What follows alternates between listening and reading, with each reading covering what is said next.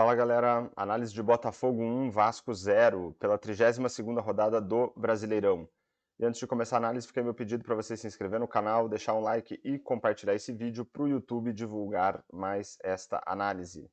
A gente já está chegando aí quase nos primeiros 100 inscritos do canal, então peço aí, reforço o pedido para você me ajudar a bater esse número aí o quanto antes. Então vamos lá, começando pelo comportamento das equipes na partida, a gente vê aqui que o Vasco teve 42% de posse de bola contra 58% do Botafogo. Então a gente vê uma superioridade do Botafogo, que teve aí um número relativamente alto para um visitante, enquanto o número do Vasco foi relativamente baixo aí para uma equipe mandante. Aqui embaixo a gente tem a distribuição média dos jogadores em campo, né, o Vasco em branco e os jogadores do Botafogo em cinza. E a ideia aqui é ver se teve algum time que jogou mais adiantado em relação ao outro, pressionando seu adversário contra o seu campo defensivo. Então eu vou trocar aqui os jogadores por duas linhas que representam um avanço médio das equipes, e a gente vai ver aqui a linha do Botafogo mais próxima da linha do meio de campo do que a linha do Vasco, então isso mostra que o Botafogo jogou de fato um pouco mais adiantado dentro do campo. Aqui embaixo a gente tem a concentração das jogadas na partida, e a gente vê aqui que 29% delas ocorreram no campo defensivo do Vasco, 46% no meio de campo e 25% no campo de defesa do Botafogo.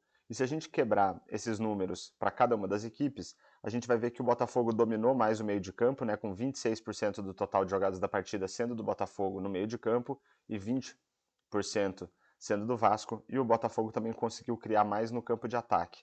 Do total de jogadas da partida, 12% foram do Botafogo no seu campo de ataque e 9% do Vasco no seu campo de ataque. Então o Botafogo dominou o meio de campo e conseguiu criar um pouco mais perto do gol do Vasco. E aqui embaixo eu trago um gráfico com o domínio de cada uma das equipes ao longo dos 90 minutos, e a gente vai ver que um jogo, em termos de tempo de domínio, parece mais ou menos equilibrado, talvez um pouco mais do Botafogo, né? A gente tem aqui um início com um domínio bem discreto do Vasco, depois um trecho com o domínio do Botafogo, né? Um domínio um pouco mais intenso. Aí aqui a gente passa por praticamente dos 15 até o final do primeiro tempo, um domínio do Vasco, né? Com alguns trechos de um domínio bem intenso.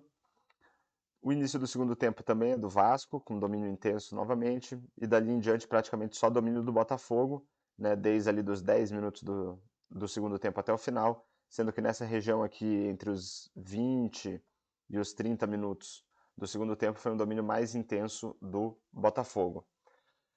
Essa intensidade do domínio ela vai de mais 100, representando um domínio total da equipe mandante, até menos 100, representando um domínio total da equipe visitante.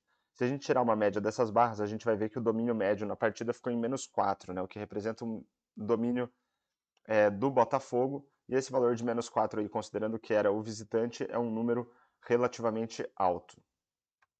Aqui do lado direito a gente vai ver como que o comportamento das equipes se desdobrou em termos de criação e de finalizações. Então a gente começa aqui pela expectativa de assistências, que é uma estatística que mede a capacidade que as equipes tiveram de colocar os seus jogadores em condição de marcar gols. E a gente vai ver aqui o valor de 0,26 pelo lado do Vasco, um número bem baixo para uma equipe mandante, e 0,67 para o Botafogo, que é um número mediano para uma equipe visitante. De qualquer forma, a gente vê aqui essa barra em cinza maior, né, até ultrapassando a metade, que mostra aí que o Botafogo foi bem superior nesse quesito. Em termos de finalizações, foram 9 do Vasco contra 12 do Botafogo, então aí a gente já vê um pouco mais de equilíbrio. Apesar disso, um número, de novo, bem baixo para o Vasco como mandante, um número mediano para o Botafogo como visitante. Mas só olhar para a quantidade de finalizações não diz muito para a gente sobre a qualidade das oportunidades que as equipes criaram, nem das finalizações propriamente ditas. Então, para isso, a gente vai olhar para duas estatísticas, que são a expectativa de gols, que mede, ajuda a gente a projetar o número de gols que uma equipe deveria ter marcado com base na qualidade das finalizações, das oportunidades, desculpa, e a expectativa de gols pós-chute, que vai considerar também a qualidade das finalizações nessa expectativa de gols. Então, começando pela qualidade das oportunidades, a gente vai ver aí um equilíbrio, 0,46 pelo lado do Vasco, 0,41 pelo lado do Botafogo, números baixos para as duas equipes. Quando a gente considera a qualidade das finalizações, esse número sobe consideravelmente para o Vasco, para 1,19, e para o Botafogo sobe um pouco para 0,69. Então, um número mediano de expectativa de gols pós-chute para o Vasco e um número relativamente baixo para o Botafogo. Quando a gente olha para a diferença entre a expectativa de gols pós-chute e a expectativa de gols, a gente vai ter uma dimensão da qualidade das equipes nas finalizações, né, isolando a qualidade das equipes nas finalizações. A gente vai ver que esse número pelo lado do Vasco é de 0,73, então um desempenho bem bom aí dos atacantes do Vasco, que conseguiram elevar a expectativa de gols do seu time de 0,46 para 1,19, com base na qualidade das finalizações. Pelo lado do Botafogo, esse valor é de 0,28, né, e por ser positivo, mostra aí também um desempenho relativamente bom dos atacantes do Botafogo, né, mas não tão bom quanto os do Vasco, mas ainda assim conseguiram elevar a expectativa de gols do Botafogo de 0,41 para 0,69. E quando a gente compara a expectativa de gols pós-chute com o número de gols marcados, a gente vai ter uma dimensão do desempenho dos goleiros. Então, a expectativa era que o Vasco marcasse 1,19 gols e marcou um gol. Então essa diferença aí de menos 0,19 mostra aí um desempenho praticamente neutro do goleiro do Botafogo, né? Um número muito próximo de zero, tem um viés de um bom desempenho do goleiro do Botafogo, mas ainda assim muito próximo de zero, por isso a gente poderia dizer que foi um desempenho neutro do goleiro do Botafogo, que tomou mais ou menos o número de gols esperados com base na qualidade dos chutes que ele recebeu no seu gol.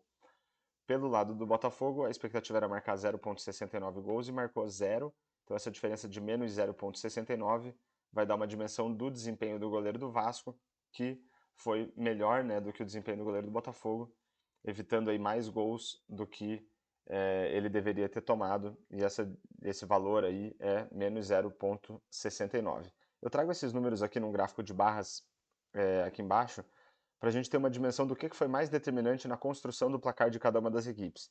Então, pelo lado do Vasco, a gente tem aqui uma barra que representa a qualidade o número de gols esperados com base na qualidade das oportunidades, e aqui em cima com base na qualidade das finalizações. A gente vai ver que essas barras têm mais ou menos o mesmo tamanho, mas a barra de finalizações é um pouco maior, que mostra que a qualidade que o Vasco conseguiu dar nas suas finalizações foi um pouco mais determinante do que as oportunidades criadas. Aqui a gente tem uma barra, em cima a gente tem uma barra vazada, né, que mostra o desempenho do goleiro do Botafogo, que reduz um pouco a expectativa de gols do Vasco, fazendo com que o Vasco chegue a um gol marcado.